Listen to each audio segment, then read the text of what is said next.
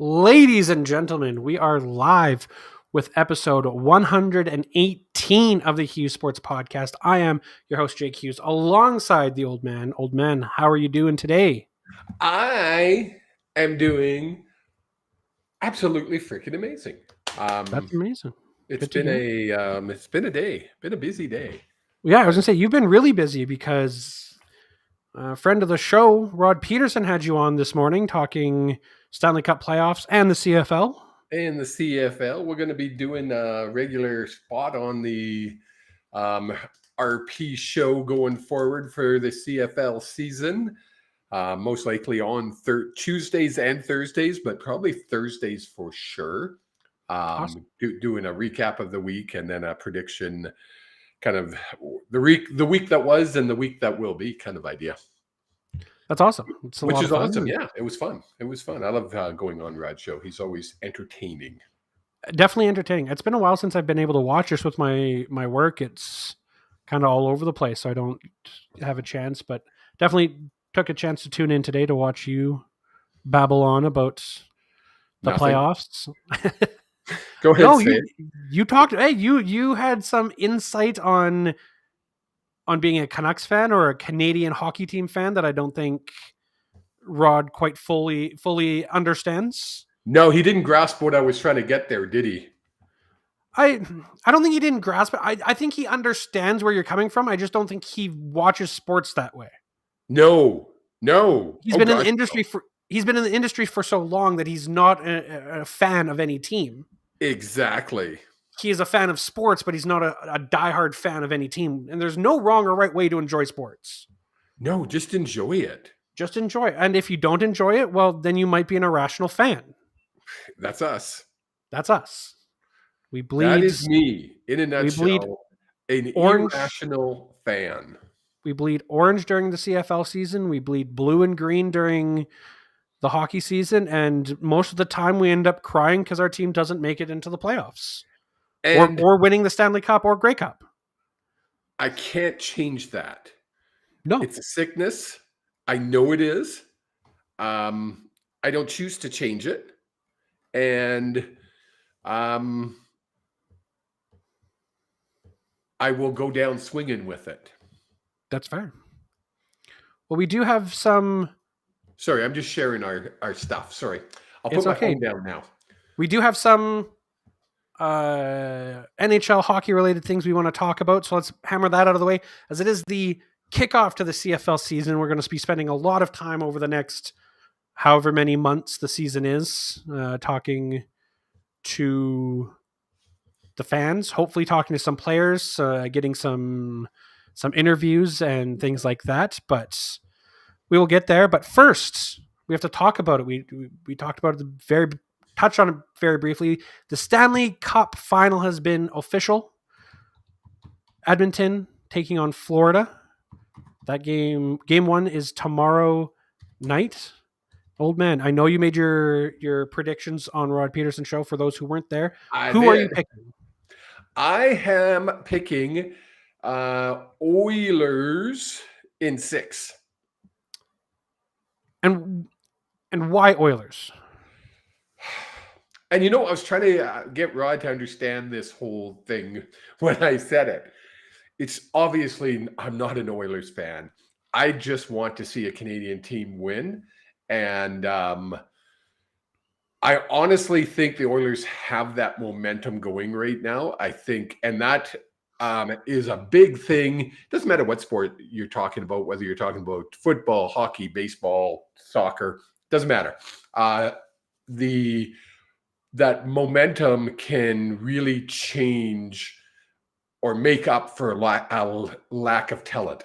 And don't get me wrong, please. I don't want Oiler fans bashing on me saying I just said the Oilers aren't talented. That's not what I said. I said the momentum will make up for lack of talent. So what I mean by that is I think the Panthers have more talent on their team. You brought it up last week or the week before where you said Marchand is playing on their fourth line. Yeah. He's not a fourth line forward. He is a top 2 or maybe 3, top 2 in most teams. Yep. That's how deep that Panther team is. Talent-wise, you got the Panthers up here, you got the Oilers down here. Momentum-wise, and being that they're on home ice, you got Oilers up here. I just think it's going to take them over the top this year.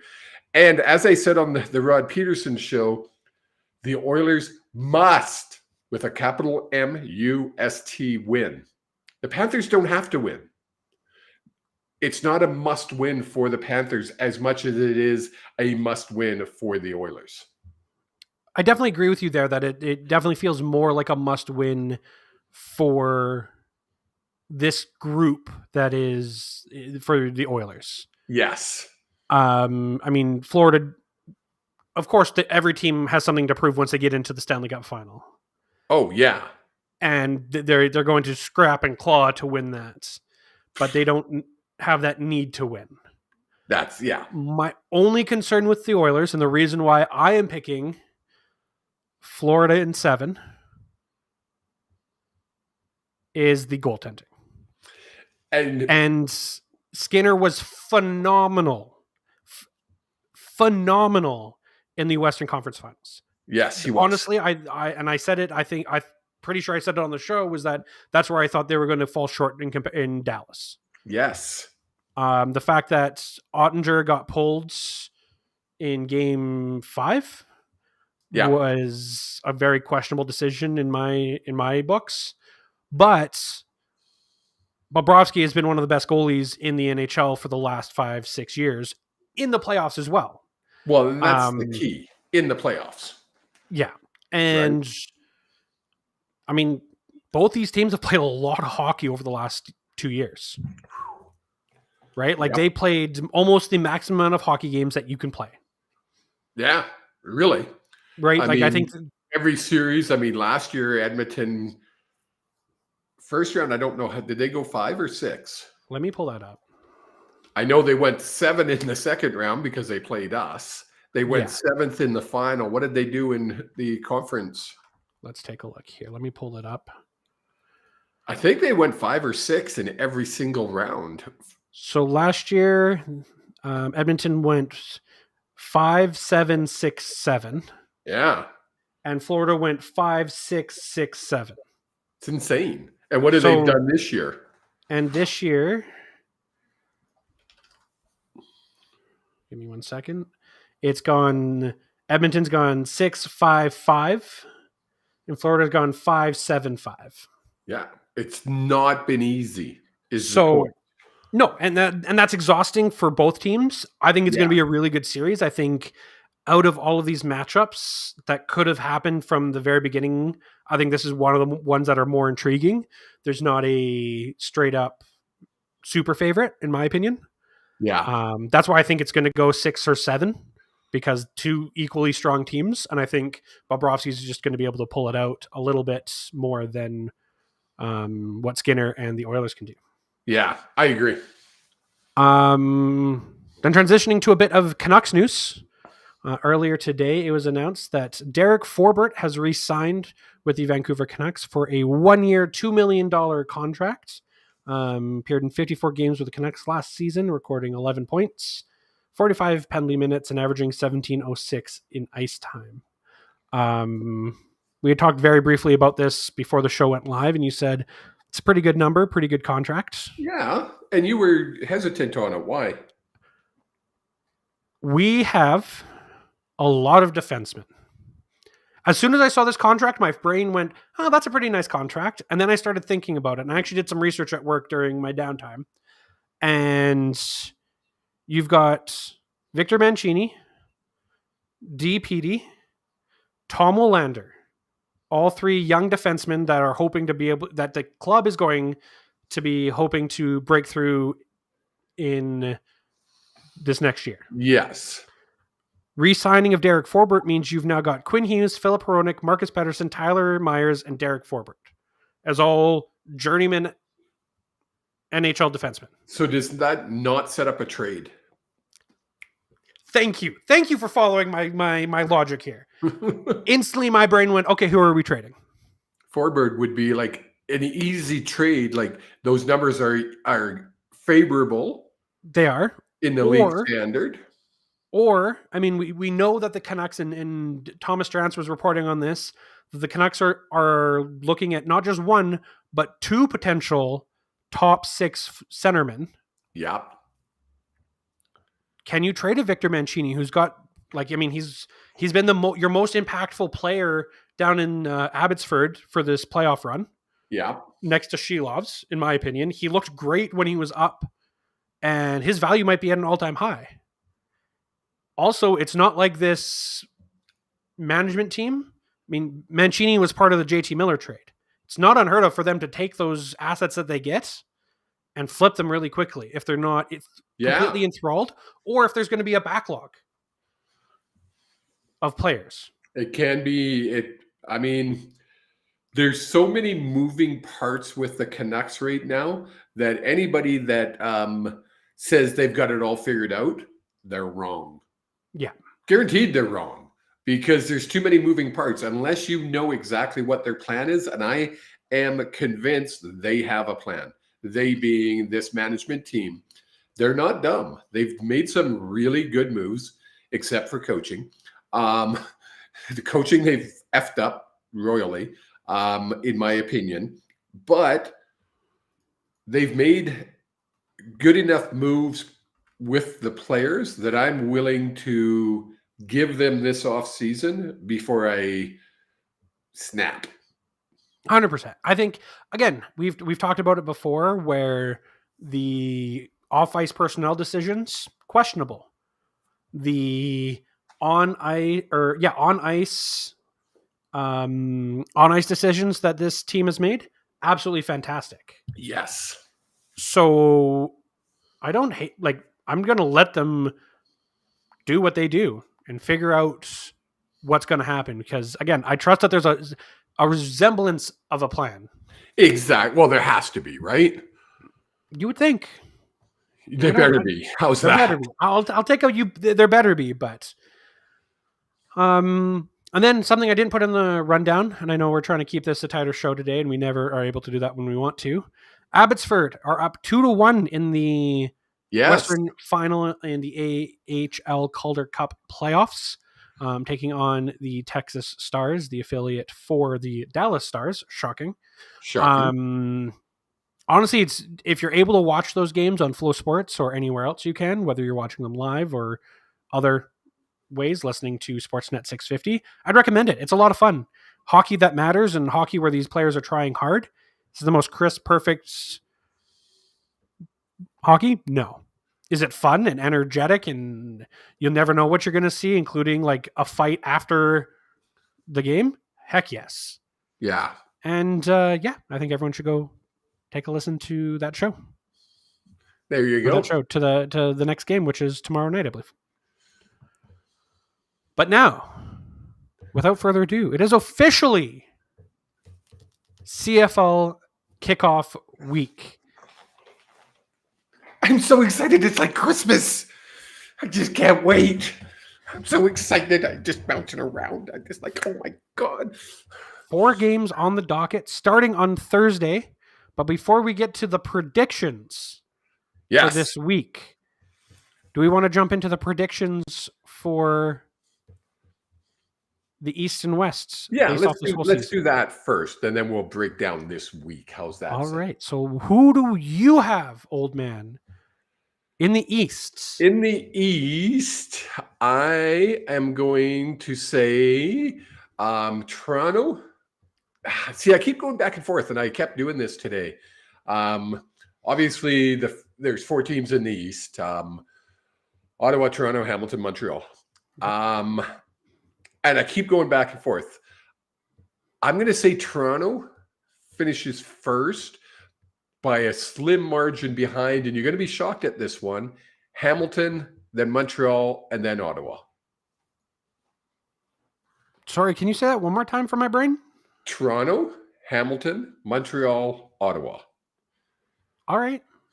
Yeah, I know, eh? I don't hate it. I have very similar, except I have the same 3 making the playoffs.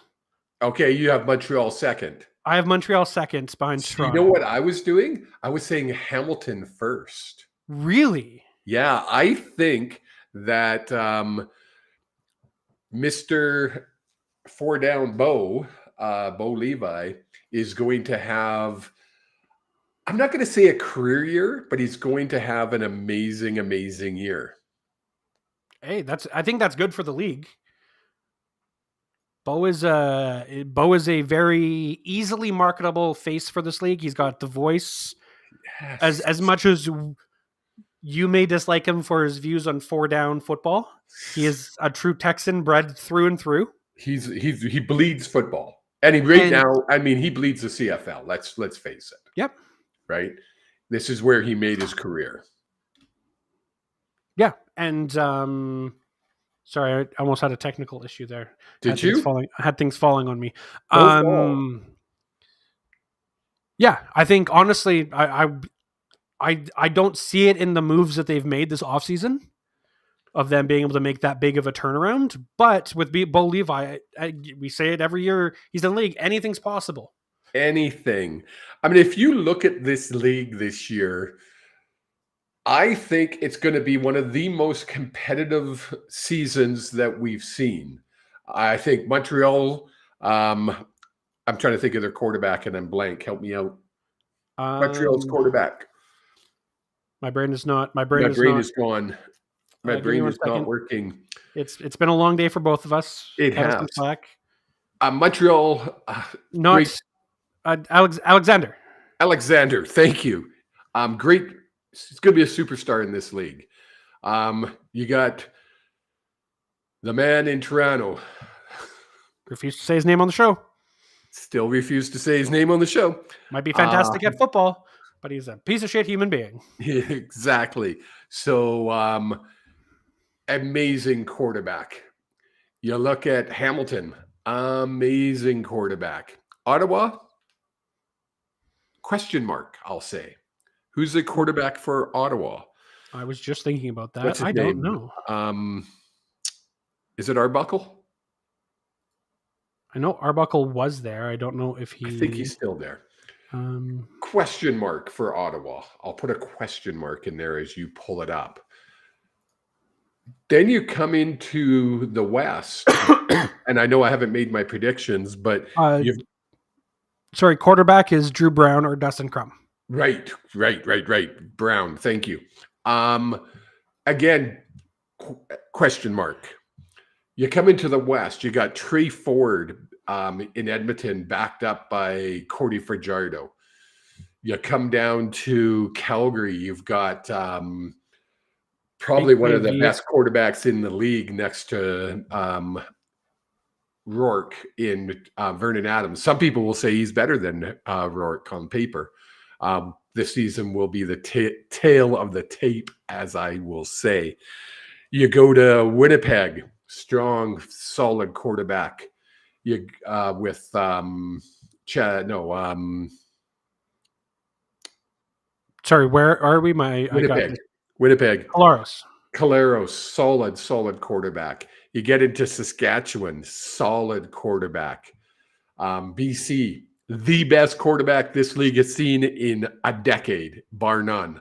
I will put my reputation as an irrational fan that he is the best quarterback we've seen in this freaking league in a decade. He will light this place up. People will be talking about the season of 2025 as Rourke's season, and he's going to break every record out there. Yes, I'm irrational, but I'm putting it out there. You know what? I appreciate you just throwing it out there. You know, sometimes I don't speak my mind. I banged on the desk and I moved my camera. No. Sometimes I don't speak my mind, and people want me to speak my mind. Yes, more. You know what? That's your problem. Is everyone calls you reserved and well mannered, and need to speak up and advocate for yourself a little bit more. Yes, I agree, and so I got to come out of my shell, is what it is. Yes, that's whatever makes you feel good about yourself. We'll go with that. Now, something that was very interesting talking about, because we had Mark Steven on the show discussing Vernon Adams and how BC let go the best quarterback. Yeah. We had very similar remarks from Mr. Campbell up in Edmonton. And similar remarks from Jim Barker on the Rod Peterson show. We don't get a head-to-head matchup between a potential head-to-head matchup between Rourke and Big Play VA till week 16. Do they not play in BC before that? I know it's week 16 here in Calgary. The first time they play is, I literally went through the schedule twice to make sure I didn't miss it, is week 16. Isn't that stupid? No, I love that. Why? Because you meet the first 2 weeks, things are still, you're working out a lot of things.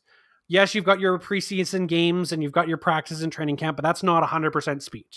Yeah. You meet at week 16 of 21, you're both going to be at 100% peak.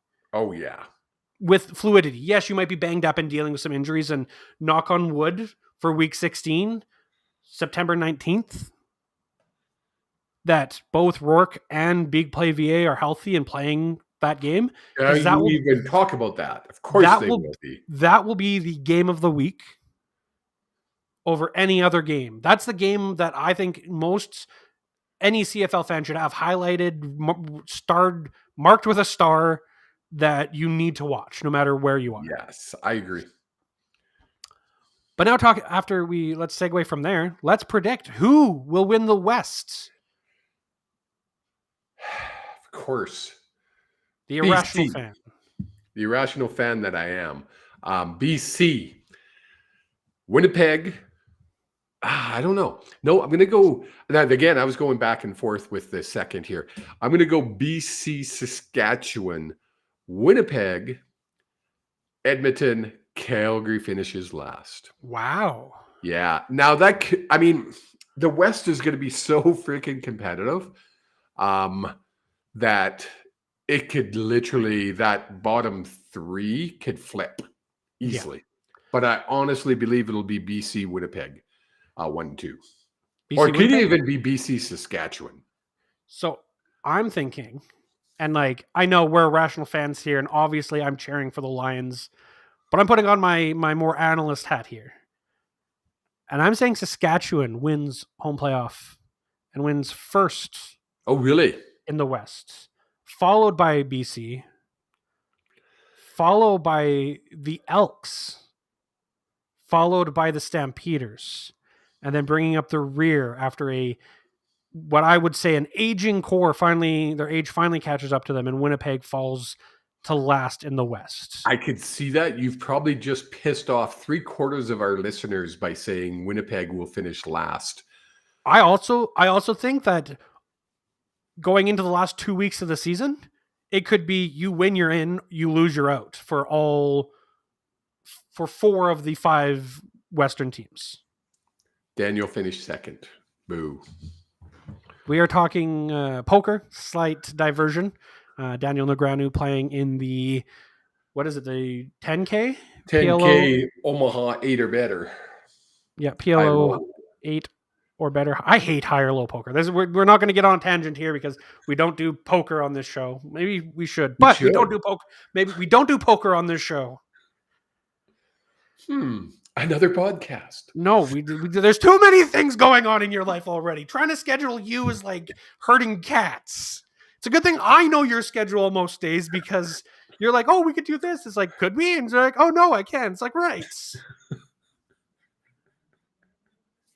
That literally, folks, was a conversation this evening.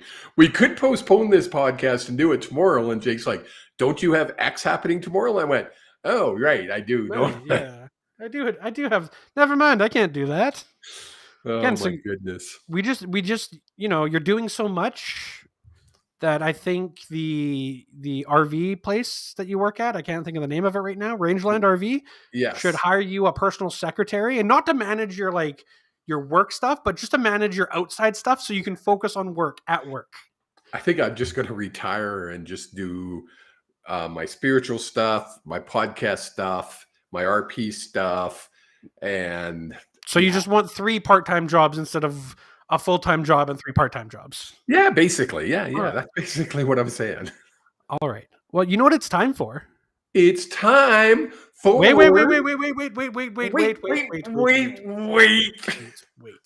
You don't get to get excited about this because this year we're keeping.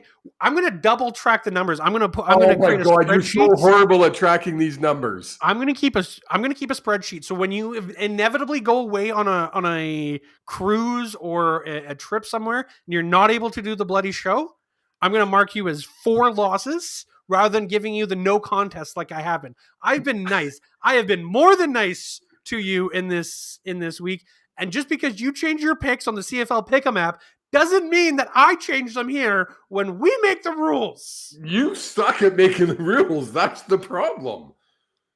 My rules. My show. My show. I'm not going to touch that. But it is. I'm going to keep track this year. You keep track. And you know what? I'm going to keep you more honest than you're going to keep yourself. No. But as teased, it's everyone's favorite segment. It's finally back. It's back.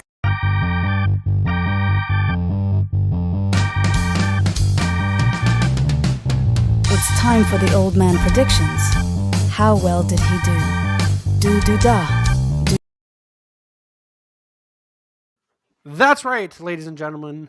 We've got no music left. First week of the old man predicts. How well did he do? Do-de-da. Do-de-do. The old man is come up with that. You came up with it. If we go back all the way through, I made that song because you said you're gonna do something, and your song was like doing some like ba da da doo doo dee, and I literally listened to it, wrote down what I think you said, and made a song. But as the old man's prediction is back, we are starting out as a 0-0 record. Now, I have a new little... Oh, what? New little twist to this. What the fuck? You can't just throw twist at me in the middle of a show. I'm going to give everyone the odds and the points. You're not taking the points, though. I'm just giving everyone the betting odds so everyone knows if he's picking the favorite or the underdog. So, on Thursday, June 5th, 2 days from now, the Ottawa REDBLACKS are taking on the Saskatchewan Roughriders. The Roughriders are a -3 favorite. Who is the old man taking in that game? Say that again. The Saskatchewan Roughriders. Oh, yeah, okay. Yeah. Are a -3 favorite. I am taking the Riders to beat Ottawa. And then on Friday, June 6th, we have the Toronto Argonauts taking on the Montreal Alouettes. And the Alouettes are a -4 favorite. Really? That shocks me, actually, because I would have thought for sure it would have been a -4 for Toronto. Now you got me thinking about this one. It's the implied probability for that is 65% chance of the Owls winning, 35 for the Argos. The quarterback that we will not name is playing this game, is he not? He's not suspended? I don't think so. It was Caleros that is suspended, and they don't play till week 2. 1 day ago from TSN, Toronto Argonauts, Kelly in pads throwing but not taking reps at Argos practice. Right, he's not well. He's hurt. That is correct. He will not. Yeah, the leg injury he suffered in the playoffs. He's still recovering from that. Yeah, he will not. Yeah, so I'm going to switch my pick mid-fly here just because you said that, and I'm going to go with Montreal. See, and maybe it's a good thing that I'm bringing these odds up because it's helping you out. Now watch Toronto win, and I'll be pissed. Now we have the doubleheader on Saturday. The early game with the Hamilton Tiger Cats taking on the Calgary Stampeders, and the Tiger Cats have a slight edge at -0.5 points. It's a 52% implied odds for a Ticats win. As a pure CFL football fan, I don't have to say CFL football. Yeah, Canadian Football League football fan. Yeah. As a pure football fan, this is the game of the week for me. And the reason I say that, Bo Levi coming back into Calgary, I think for the first time. I don't think they actually played in Calgary last year at all. So Bo has got something to prove. He has a chip on his shoulder. Last season didn't go his way, obviously. Vernon Adams is looking to make Jim Barker, Mark Steven, their comments ring true. Both these quarterbacks are going to come out and it's going to be a freaking gun show. It's going to be a shootout at the OK Corral. These guys are going to throw for 1,000,000 yards. You watch it. I am predicting a Hamilton win by 3. Taking the Ticats. And then we have, so most of the time, we're going to come up on a little bit of a side tangent here. Uh-oh. Most of the time, games take about 2.5 hours to play. 3 hours with usually injury time in case there's anything that happens throughout the game. Yeah.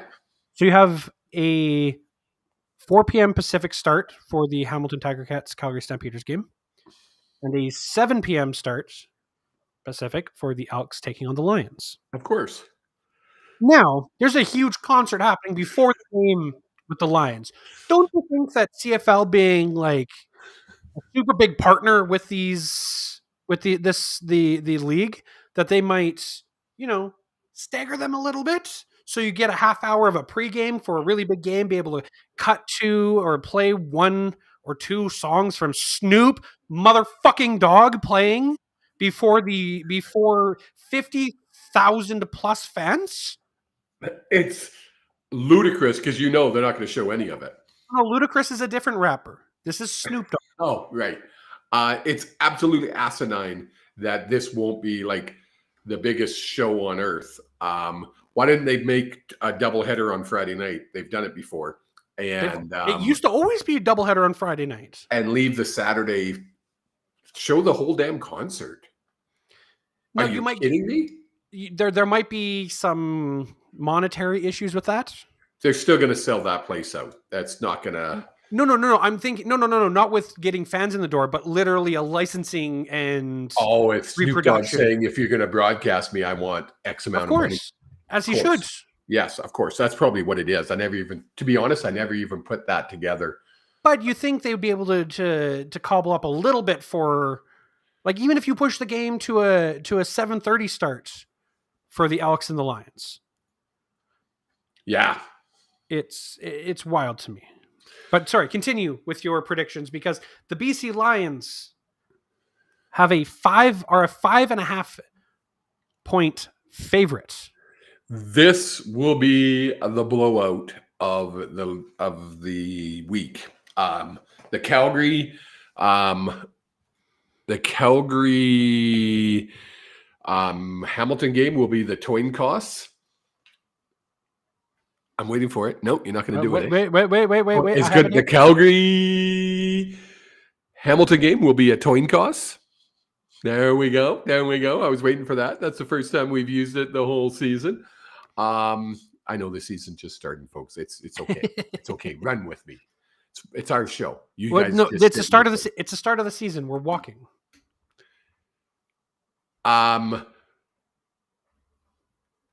This game is going to be a blowout. I honestly believe Mr. Rourke has more than a fucking chip on his shoulder. He has a whole damn boulder on his shoulder. And he has something to prove. And I honestly believe he's going to prove it. Look at that preseason game where he played, I think, 10 minutes of the first quarter, and he went 8 for 8 for 84 yards. Talk about a perfect game. Yes, he only played 10 minutes, folks. Yes, I get it. Why are you guys all haters? Why? I don't get it. And yes, there's going to be 50,000 plus fans in BC Place. Well, Oh, but they're all there for Snoop Dogg. I bet you only 10,000 are there to watch the football game. Who cares? There's 50,000 people at a CFL game. End of story. They bought a ticket for a CFL game with a Snoop Dogg concert. Get over it. Get your owners to do it. Maybe they'll get 50,000. Winnipeg. Smurf Mafia. I heard someone say... Wait. Can their stadium hold 50,000 people? No, they can't. Do they have that many people in Manitoba? On the Rod Peterson show, Moose, Darren DuPont, predicted that Winnipeg would win the cup, so the dynasty would continue. The dynasty? Are we still talking about a dynasty? My head exploded. I meant to bring that up. I have to bring that up on Thursday. I have to make a note of that to bring that up on Thursday with Rod. Complete bullshit. Dynasty, my ass, freaking Smurf Mafia bastards. Florida hockey has a dynasty in the state of Florida, not Florida Panthers. The state of Florida has a dynasty in the NHL. Yes. They've won, I think, 3 of the last 4 cups or 4 of the last... However many. The The Blue Bombers have a great track record of blowing it in the last fucking game. That's what they have. They have nothing. Nothing, I tell you. Anyways, I love bugging the Blue Bombers. It's so much fun. We love you, Blue Bombers fans. Come watch us. So, of course, I'm picking the Lions on that one. And I'm going to say it's going to be like a 20-point blowout.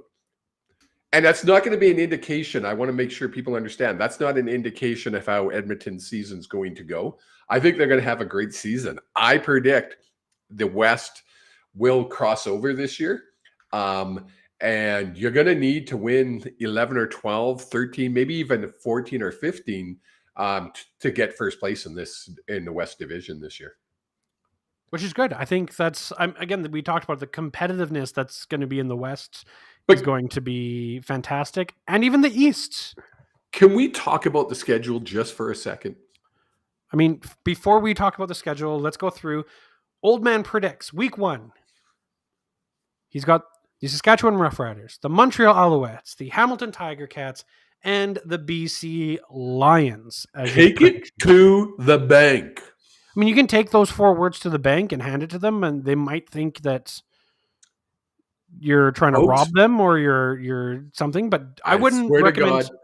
I wouldn't recommend my record last year, not Jake's record, but my actual record from last year.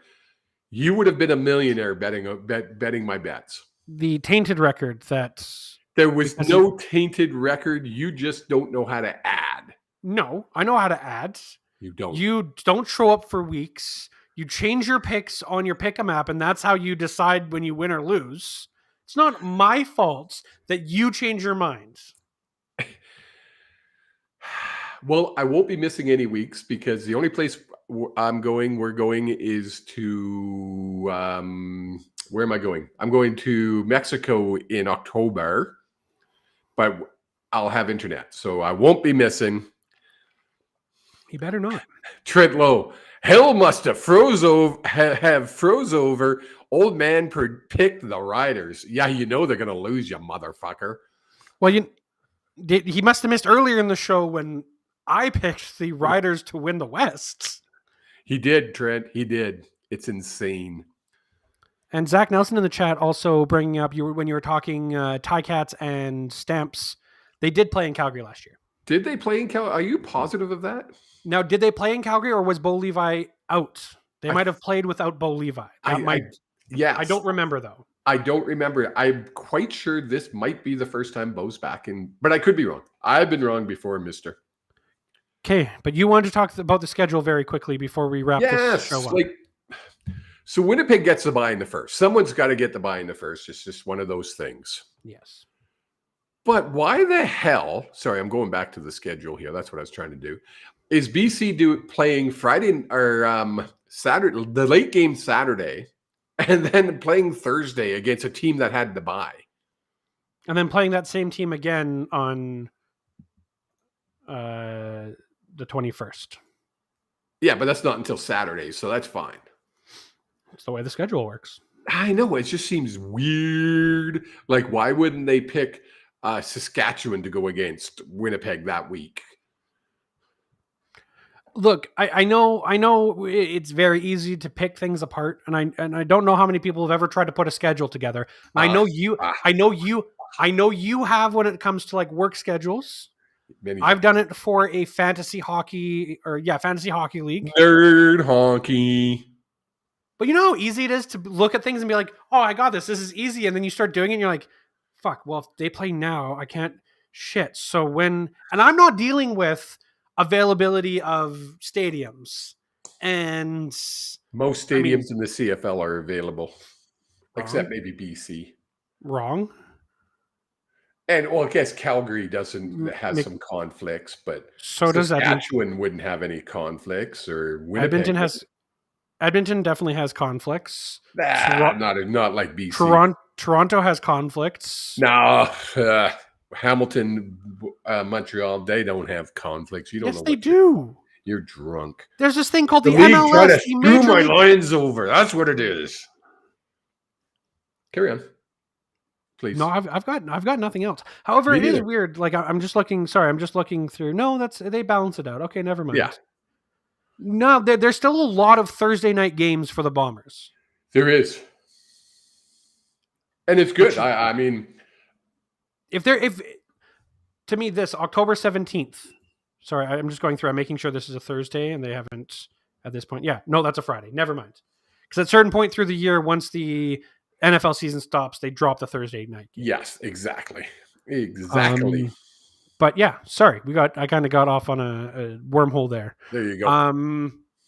Anything else from you, old man? I am just so excited to get this season started. Like I say, I think this is going to be one of the most competitive seasons that we've seen in a decade. I really do. They could all fall flat in their face due to injuries, but I honestly believe the way I'm looking at it is the most competitive. I can't see any team besides Ottawa having issues. Like Ottawa's going to not be a great team. Other than that, I think every other team in the league is going to be competitive every single week, which is amazing. And I truly think like Ottawa has a chance to surprise a lot of people. Sure. Because, they've got Drew Brown and Dustin Crum, and they're both younger quarterbacks, right? It's very easy for you to test them off as what they were a couple years ago. Yeah. But they've proven that they're still able to play around in the CFL. So. Oh, yeah. Yep. Big things happen, big surprises happen, and that's why we watch every game. That's why. That is why. But if that's everything from you, old man. That is. It's everything from me. I'm follow us at HSP_pod on all social media platforms. You can see the old man on the Rod Peterson show. Some Tuesdays and some Thursdays. Still hammering out the schedule? I'm going to say every Thursday for right now because every Thursday they're changing my schedule at work. It's driving me crazy. All right, so every Thursday right now, but keeps tuned to the Rod Peterson show, to the old man at oldmanhsp on Twitter, X, or whatever it is you want to call it. He will be tweeting it out, letting everyone know when he's going live. And now that I've kept him up well past his old man bedtime, yes, we'll see you guys next week. Stay tuned to our social medias to find out exactly what day we're going live. Mwah, goodbye, and happy